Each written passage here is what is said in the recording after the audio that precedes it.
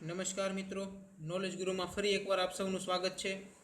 Last video में एटले कि गुजरातनो इतिहास पार्ट 6 में આપણે દિલ્હી સલ્તનતનો અભ્યાસ કરેલો, બરાબર ને? દિલ્હી સલ્તનત આપણે પૂરું કરેલું.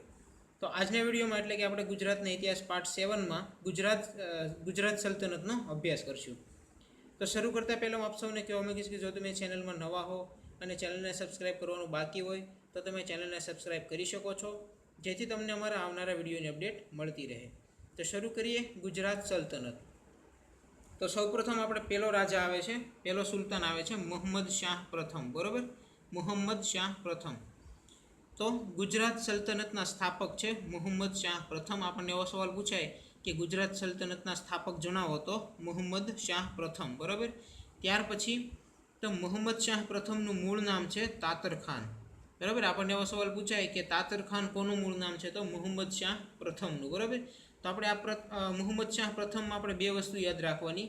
તો ગુજરાત સલ્તનતના સ્થાપક છે અને તેમનું મૂળ નામ છે તાતર ખાન, બરાબર. ત્યાર પછીનો રાજા આવે છે મુઝફ્ફર શાહ પ્રથમ, બરાબર. મુઝફ્ફર શાહ પ્રથમ.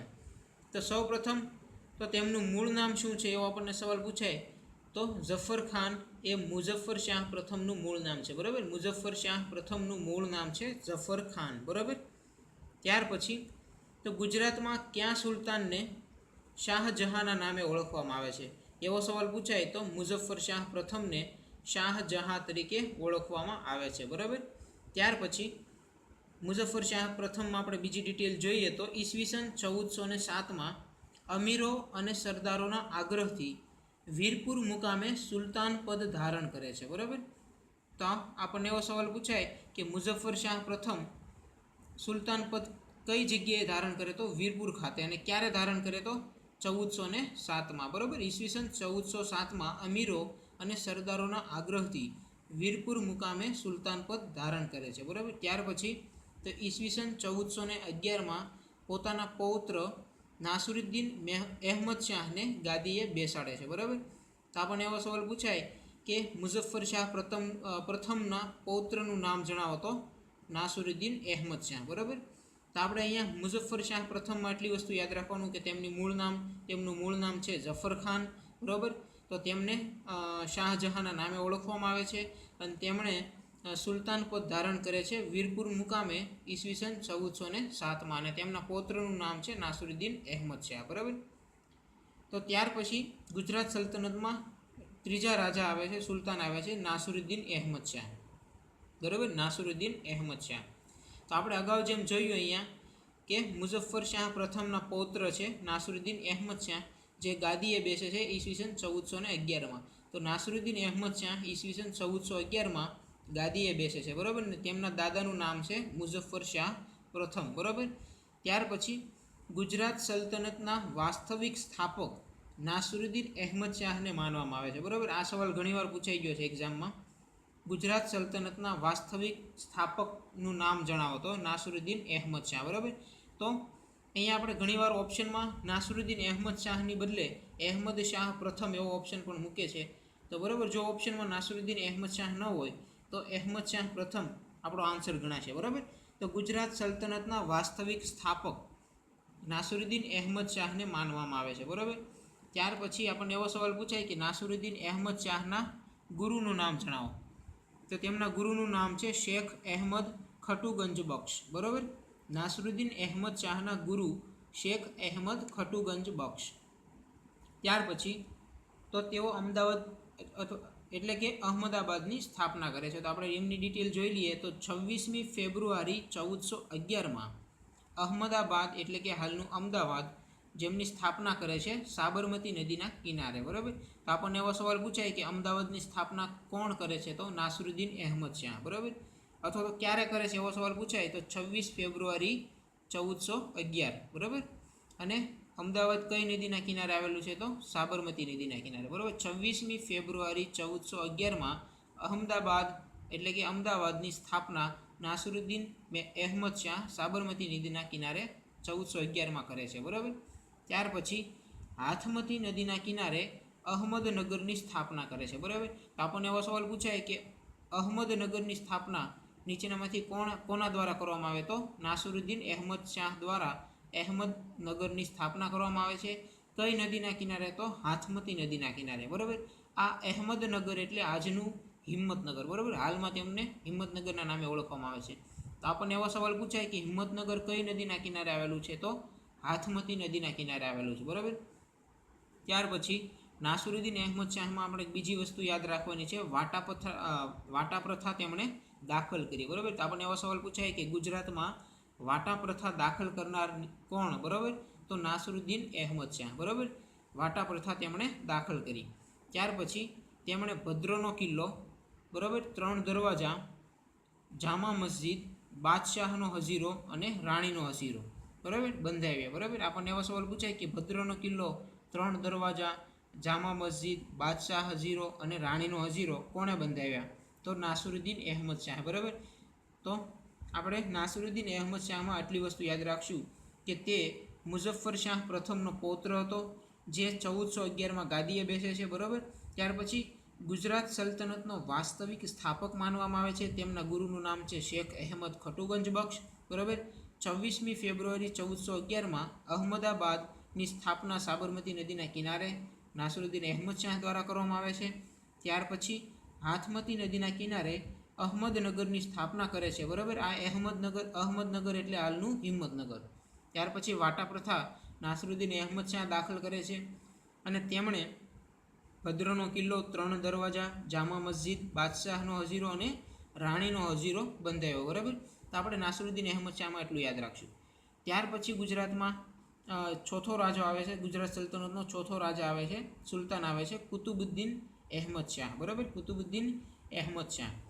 તો તેની અંદર આપણે કઈ કઈ વસ્તુ જે કુતુબુદ્દીન અહેમદ શાહમાંથી પરીક્ષામાં પૂછાઈ શકે તેવી આપણે વસ્તુ જોઈએ તો, પ્રશ્નો જોઈએ તો, તેમણે હોઝ એ કુતબ એટલે કે હાલનું કાંકરિયા તળાવ તેમણે બંધાવ્યું. બરાબર. આપણને આ સવાલ પૂછાય કે હોઝે કુતબ કોણે નિર્માણ કરાવ્યું? તો કુતુબુદ્દીન અહેમદ શાહ. બરાબર. એટલે કે હાલનું કાંકરિયા તળાવ.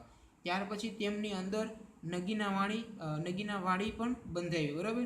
આપણને એવો સવાલ પૂછાય કે કાંકરિયા તળાવમાં આવેલી નગીનાવાડી કોણે બંધાવી? તો કુતુબુદ્દીન અહેમદ શાહે. બરાબર. તો આ જે કુતુબુદ્દીન અહેમદ શાહ દ્વારા હોઝે કુતબ બંધાવવામાં આવ્યું છે કાંકરિયા તળાવ, એ કેટલા કોણનું બનેલું છે? એ હમણાં એક સવાલ એક પરીક્ષામાં પૂછાઈ ગયો. તો 34 કોણનું બનેલું છે. બરાબર. કાંકરિયા તળાવ 34 કોણનું બનેલું છે. બરાબર. ત્યાર પછી ઝુલતા મિનારાની મસ્જિદ પણ કુતુબુદ્દીન અહેમદ શાહે બંધાવી. બરાબર. તો આપણે અહીંયા કુતુબુદ્દીન અહેમદ શાહમાંથી 2 વસ્તુ ખાસ યાદ રાખશું. તો તેમણે હોઝે કુતબ અને તેની અંદર નગીનાવાડી બંધાવી, જે 34 કોણની બનેલી છે. બરાબર. આ હોઝે કુતબ એટલે હાલનું કાંકરિયા તળાવ. ત્યાર પછી ઝુલતા મિનારાની મસ્જિદ પણ કુતુબુદ્દીન અહેમદ શાહે બંધાવી. બરાબર. ત્યાર પછી ગુજરાત સલ્તનતમાં 5મા રાજા આવે છે નાસિરુદ્દીન મહેમૂદ શાહ. બરાબર. નાસિરુદ્દીન મહેમૂદ શાહ. ગુજરાત સલ્તનતમાં નાસિરુદ્દીન મહેમૂદ શાહમાંથી ઘણા પ્રશ્નો અવારનવાર પૂછાઈ ગયેલા છે. તો આપણે તેમની ડિટેલ જોઈએ તો નાસિરુદ્દીન મહેમૂદ શાહનું મૂળ નામ છે ફતેહ ખાન. બરાબર. આપણને એવો સવાલ પૂછાય કે નાસિરુદ્દીન મહેમૂદ શાહનું મૂળ નામ જણાવો, તો ફતેહ ખાન, અથવા તો ફતેહ ખાન કોનું મૂળ નામ છે? તો નાસિરુદ્દીન મહેમૂદ શાહનું. બરાબર. ત્યાર પછી તેમણે જૂનાગઢના રાજા રા માંડલિકને હરાવી જૂનાગઢ જીત્યું અને ચાંપાનેરના રાજા જયસિંહ રાવળને હરાવીને પાવાગઢ જીત્યું. બરાબર. તેમણે એટલે કે નાસિરુદ્દીન મહેમૂદ શાહે જૂનાગઢના રાજા રા માંડલિકને હરાવી જૂનાગઢ જીત્યું અને ચાંપાનેરના રાજા જયસિંહ રાવળને હરાવી પાવાગઢ જીત્યું. બરાબર. આમ 2 ગઢો, જૂનાગઢ અને પાવાગઢ, એમ 2 ગઢો જીત્યા હોવાથી મહેમૂદ 2 ગઢો કહેવાયો. બરાબર. તો આપણને એવો સવાલ પૂછાય કે ગુજરાતનો કયો સુલતાન મહેમૂદ બેગડો તરીકે ઓળખાય, અથવા તો નીચેનામાંથી કોને મહેમૂદ બેગડા તરીકે ઓળખવામાં આવે છે? તો નાસિરુદ્દીન મહેમૂદ શાહને, જેમનું મૂળ નામ છે ફતેહ ખાન. બરાબર. જે ગાદી આવે છે એટલે તેમનું નામ આપવામાં આવે છે નાસિરુદ્દીન મહેમૂદ શાહ. બરાબર. જેમણે 2 ગઢો જૂનાગઢ અને પાવાગઢ જીત્યા હોવાથી તેમને મહેમૂદ બેગડો તરીકે ઓળખવામાં આવે છે. બરાબર.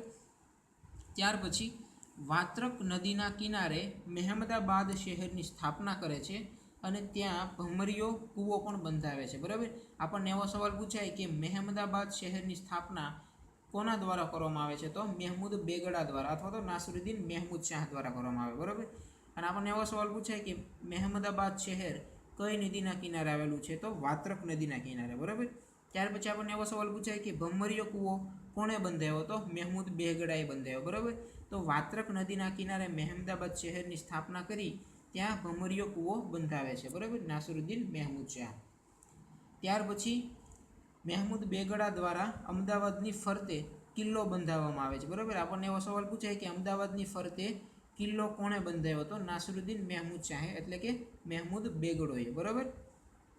ત્યાર પછી તેમના સમયમાં રાણી રૂડાદેવીએ વીરસિંહ વાઘેલાની યાદમાં ગાંધીનગર ખાતે અડાલજની વાવ બંધાવી, બરાબર. આપણને એવો સવાલ પૂછાય કે અડાલજની વાવ ક્યાં આવેલી છે, ક્યાં જિલ્લામાં આવેલી છે? તો ગાંધીનગર જિલ્લામાં આવેલી છે. અડાલજની વાવ કોણે બંધાવી? તો રાણી રૂડાદેવીએ બંધાવી.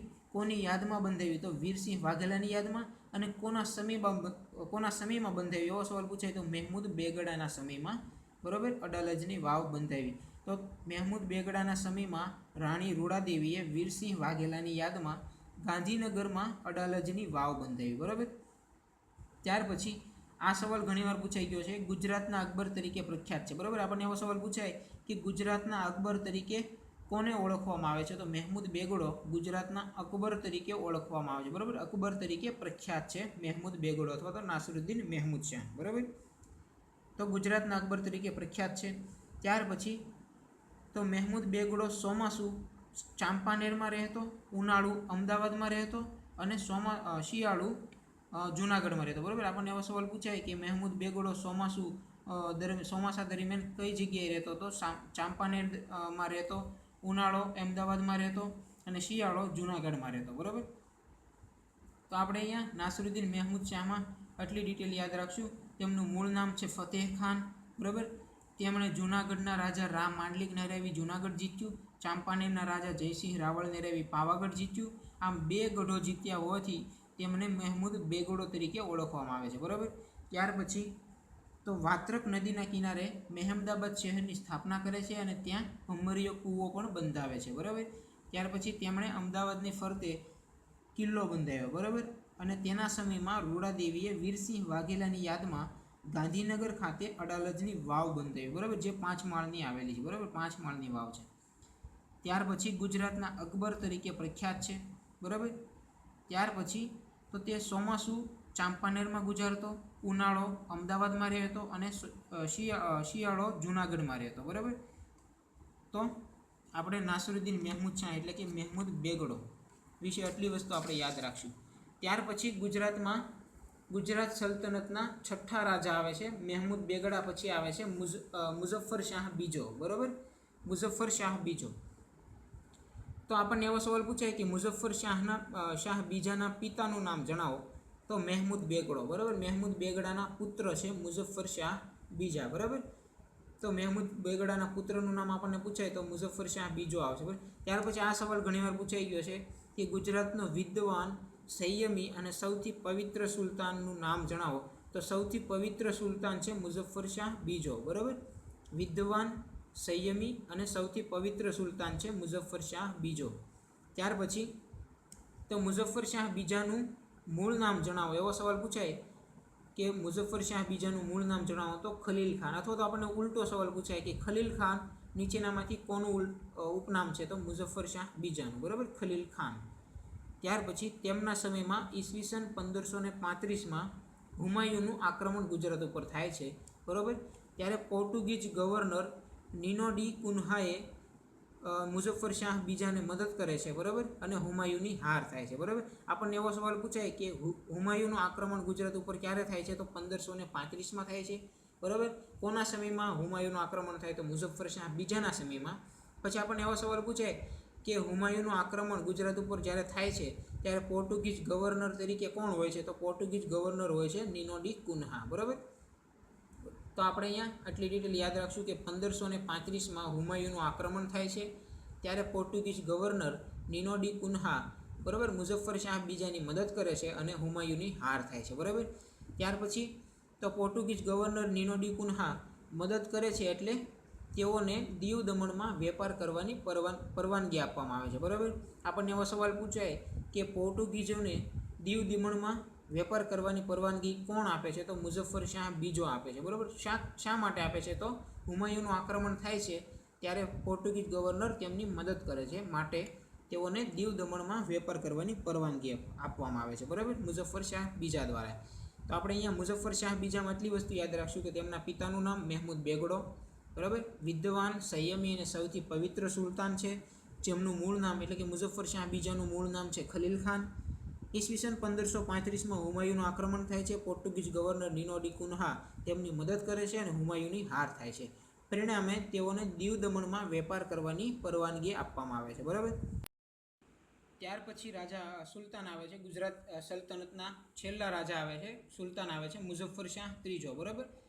તો તેમના ઇતિમાદ ખાન નામના વઝીરે અકબરને ગુજરાત જીતવા આમંત્રણ આપ્યું, બરાબર. આપણને એવો સવાલ પૂછાય કે મુઝફ્ફર શાહ ત્રીજાના વઝીરનું નામ જણાવો, તો ઇતિમાદ ખાન, બરાબર. તો તેમના ઇતિમાદ ખાન નામના વઝીરે અકબરને ગુજરાત જીતવા આમંત્રણ આપ્યું. આ સવાલ ઘણીવાર પૂછાઈ ગયો છે. અકબરને ગુજરાત જીતવા આમંત્રણ કોણે આપ્યું? તો ઇતિમાદ ખાન નામના વઝીરે આપ્યું, બરાબર. તો તેના ઇતિમાદ ખાન નામના વઝીરે અકબરને ગુજરાત જીતવા આમંત્રણ આપે છે, જેથી 1572-73માં અકબરનું ગુજરાત પર આક્રમણ થાય છે, બરાબર, અને આ વંશનો અંત આવે છે. તો આપણને એવા સવાલ પૂછાય કે ગુજરાત સલ્તનતનો છેલ્લો સુલતાન કોણ? તો મુઝફ્ફર શાહ ત્રીજો, બરાબર. તો અહીંયા આપણે મુઝફ્ફર શાહ ત્રીજામાં એટલી વસ્તુ યાદ રાખવાનું, તો તેમના વઝીરનું નામ છે ઇતિમાદ ખાન. તો તેમના વઝીર ઇતિમાદ ખાન દ્વારા અકબરને ગુજરાત જીતવાનું આમંત્રણ આપવામાં આવે છે, જેથી 1572 અને 73માં અકબરનું ગુજરાત પર આક્રમણ થાય છે, જેથી ગુજરાત સલ્તનતનો અહીંયા અંત આવે છે, બરાબર, અને મુગલ સલ્તનતની સ્થાપના અકબર ગુજરાતમાં કરે છે, બરાબર. તો આજના વિડીયોમાં આપણે ગુજરાત સલ્તનત અહીંયા પૂરું થાય છે, બરાબર. આવતા વિડીયોમાં આપણે મુગલ સલ્તનતની શરૂઆત કરીશું, બરાબર.